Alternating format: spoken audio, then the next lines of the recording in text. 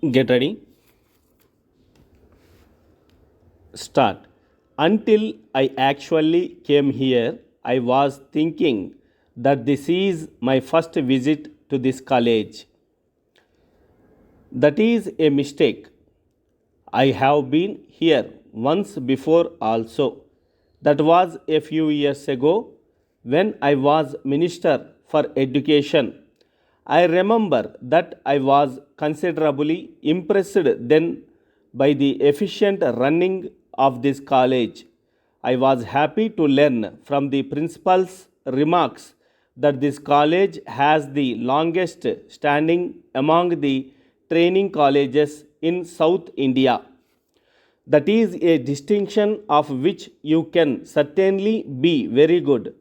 The principal has told us that the strength of this college at its inception was very much less and that this number has now increased. He has also told us that there was a judicious program of reduction. This program of reduction must have been undertaken on good grounds. It might have been brought about as a result of the institution of the new pre university courses. We have had vast changes in the education department as a result of the University Act and the reforms undertaken by government. Certain established practices in the educational field have changed. You in Kerala have kept up a steady progress in the field of education compared to other states in India. For example, when I was here for the first time, I had the opportunity of not only visiting the educational institutions of this place, but also of going into the interior of this state and seeing the working of some of the secondary and primary schools. I derived a lot of inspiration from my visit to those institutions. At the time I became the education minister, it was the first time that some kind of a responsible government was formed here. And the expectation of the people was that something tangible would be done by the ministry in the field of education. Under the previous regime, there were practically no schools in the rural areas.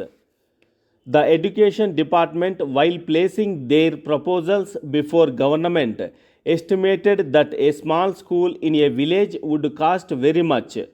I was finding it difficult to start a few hundred schools to make primary education easily available in the rural areas.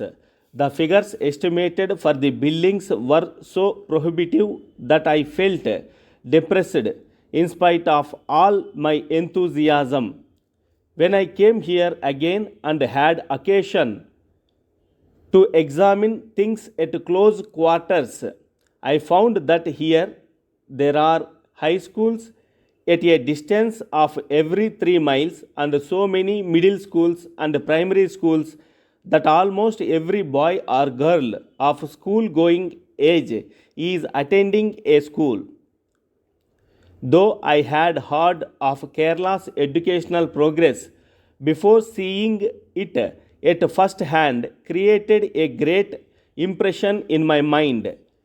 Having seen these things and after returning to my place, I had to give a bit of my mind to my officers and take them to task for putting up such costly estimates for primary schools. I had a big fight in convincing them, and I did succeed in revising the previous rules. That is one of the defects of our procedure throughout the country, and I suppose that might perhaps also operate in this state. However, I would like you to keep in mind the fact that the Kerala state is spending a good portion of its budget on education alone. I would certainly sympathize with my government if you put before them a long list of your needs and requirements. While I would appreciate to some extent your demand for the putting up a stadium, I certainly would not like every college. However, important to ask for a swimming pool. I do not underrate the importance of these amenities, but we must also keep in the mind the financial implications of such demands. Frankly speaking, I do not think, considering our conditions, at any rate, that such amenities are essential just at present. If you have the land, I would certainly appreciate the attempt on the part of the students of this college to construct a stadium for themselves. The police had no stadium here. They built it with their own manual labor.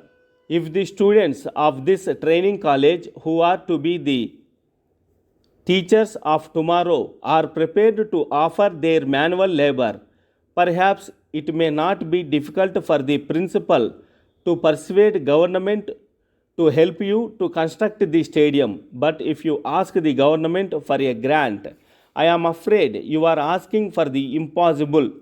Today, I think there is a general change in our view on all matters concerning our national development, and education is one of the fields where there has been a lot of thinking, and many people have examined the educational policies of the state government and also the central government.